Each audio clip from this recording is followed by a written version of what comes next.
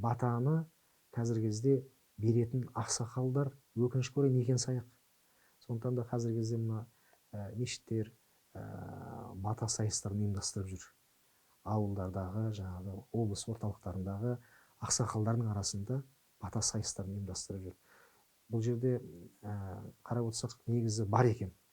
Әлі де Құдайға шүкір деп айтамыз, ауылдарда, тіпті қаланың орталықтарында да жақсы бата беретін кісілер бар, жоқ емес. Ең бастысы соларды назарды, жаңағы жұрттың назарын сол кісілерге аударып, көрдіңіздер, жаңағыдай жарыстар ұйымдастыру арқылы бір жағынан өзгелерді сол бата беруге үйрету. Біз мына мешіттерде қадір түнінде программалар құрылады ғой енді, әртүрлі жаңағы сұрақ жауап, жастарға бір ойын ұйымдастырылады дегендей, сауаптығы өткізу үшін. Сонда біз қатарынан 2 жыл болды, бата жарысын ұйымдастырамыз. Сонда жастардың арасында үлкендер де бәрі қатысады.